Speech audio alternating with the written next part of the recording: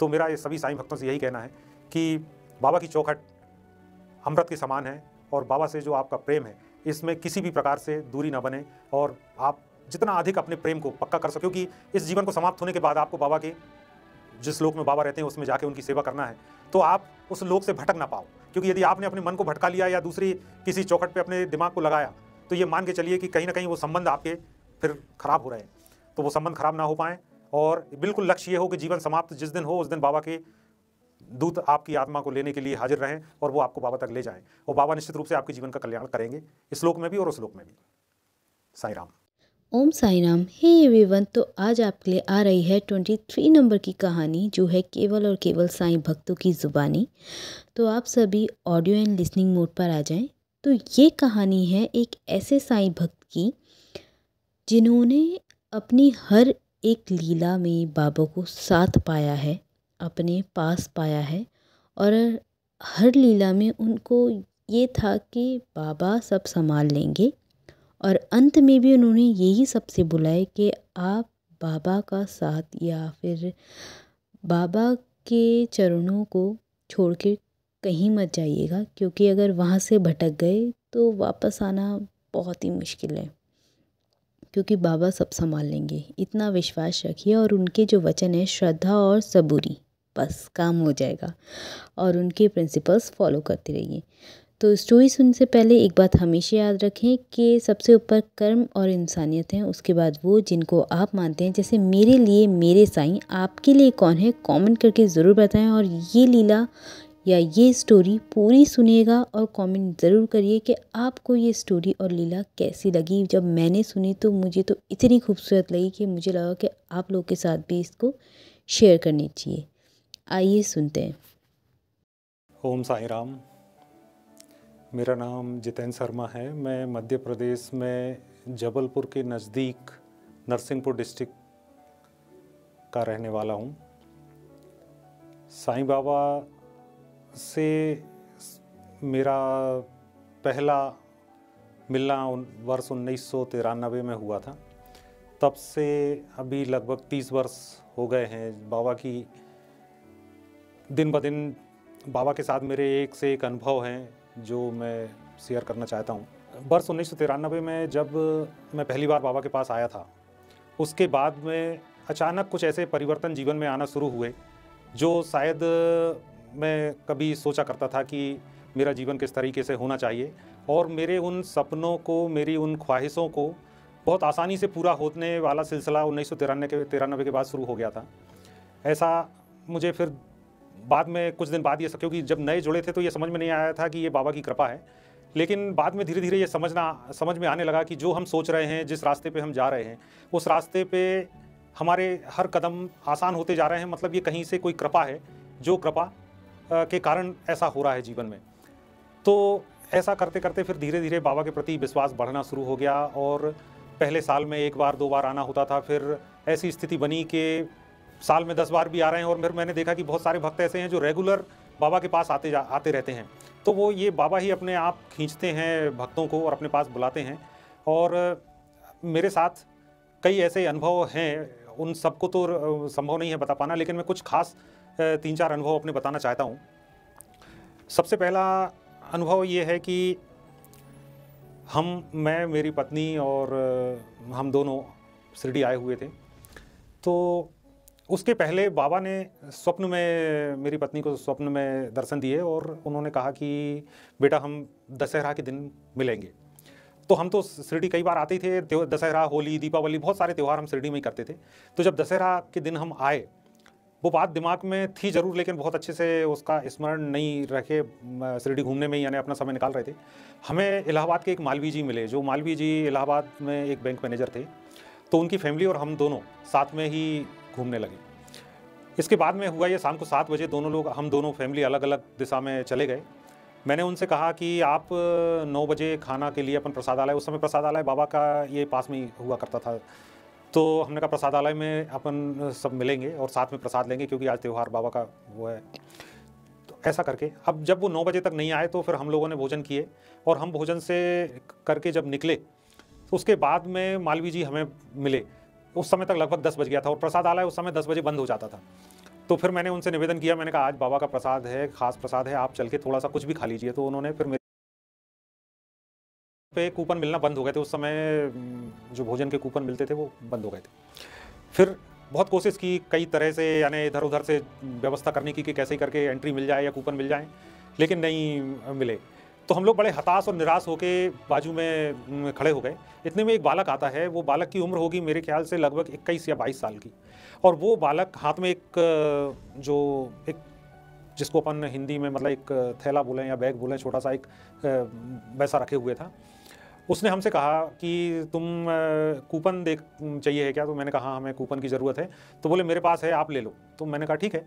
अब वो कूपन देखा तो वो 25 लोगों का कूपन था।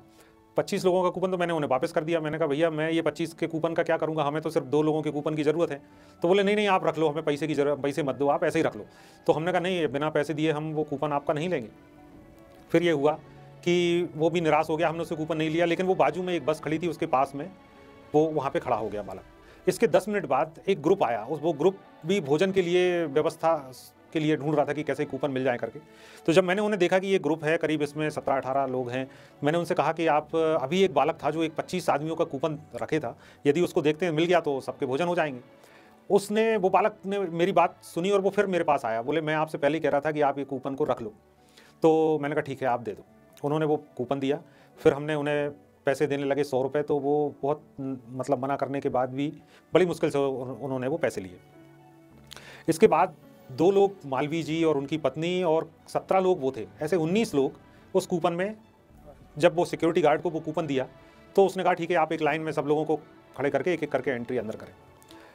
आप विश्वास नहीं मानेंगे कि जब उनके 17, सबसे पहले उस ग्रुप के 17 लोग अंदर हुए, फिर 2 मालवी जी और उनकी पत्नी हुई, और उसके बाद पता नहीं 5 लोग कहाँ से और आए। एक तो मैं साथ में फिर भी दोबारा भी अंदर गया था।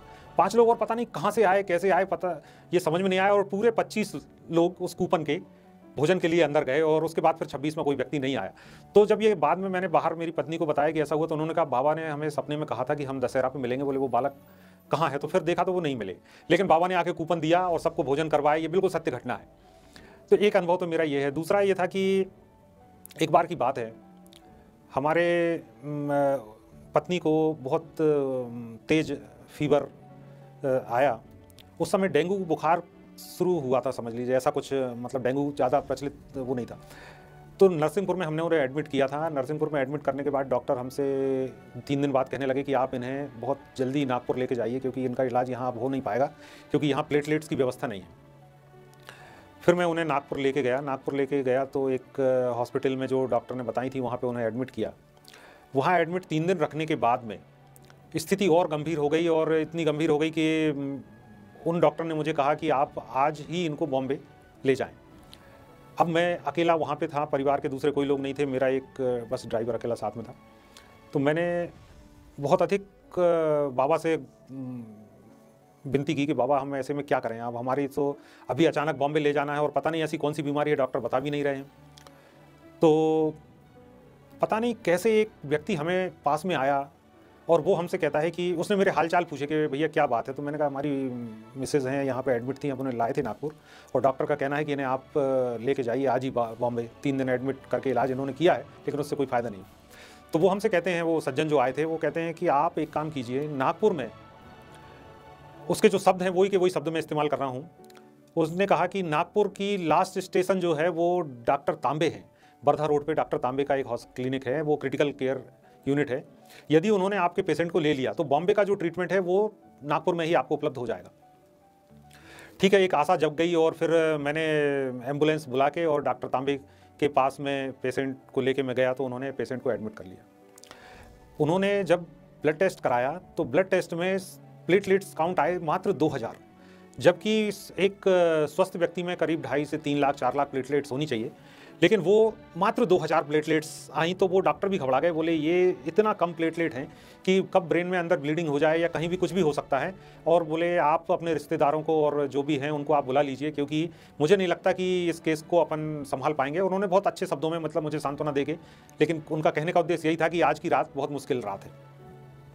डॉक्टर तांबे के हॉस्पिटल के ठीक पास में वर्धा रोड पे साईं बाबा का मंदिर है। साईं बाबा का मंदिर का जैसे ही मैंने सुना कि यहाँ बाबा का मंदिर है, तो मैं बाबा के मंदिर में जाके और बाबा के रात की बात थी तो 10 बजे तो गेट बंद हो गया था मंदिर का, वो पंडित जी ने अंदर मंदिर में जाने नहीं दिया, लेकिन मैं उस गेट के पास ही बैठा रहा और जो रिश्तेदारों को बुलाना था उनको बुलाने की मैंने फ़ोन करके बुलाने का तो बोल दिया।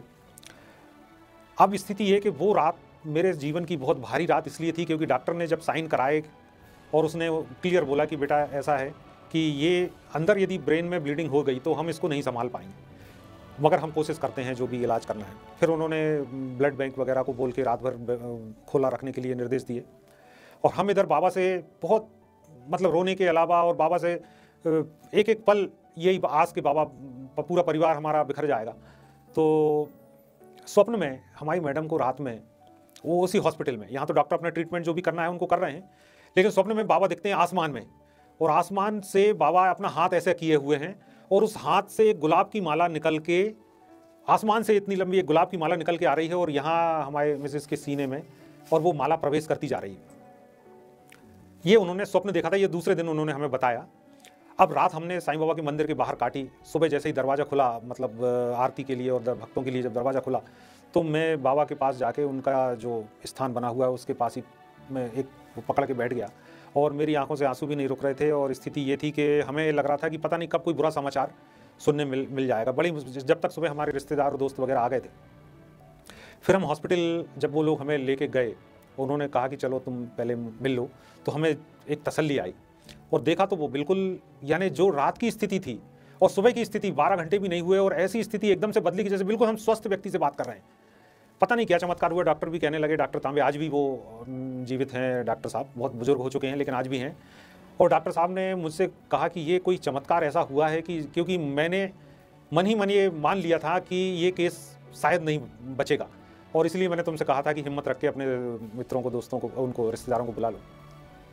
अब ये स्थिति तो फिर अब ठीक हो गई, तो फिर 15 दिन और एडमिट रहे, लेकिन बाबा ने वो हमारी पत्नी की जान बचाई और ये उन्होंने वो मालाएं, हम और हमारी पत्नी उस समय मंदिर में बाहर एक चबूतरा हुआ करता था।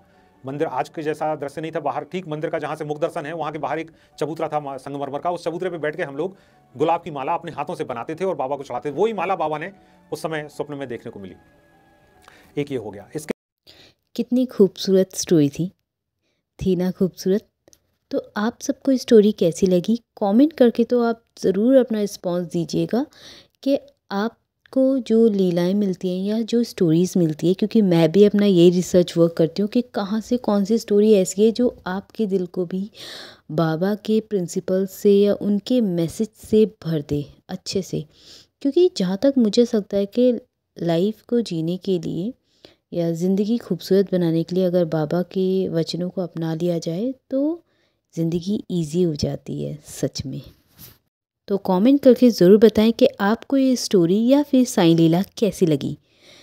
मिलते हैं नेक्स्ट किसी टॉपिक के साथ, नई किसी लीला के साथ। तब तक के लिए ओम साई राम, जय साई राम, जय जय साई राम। ये था स्टोरी का पार्ट 1 और पार्ट 2 आएगा नेक्स्ट स्टोरी के साथ।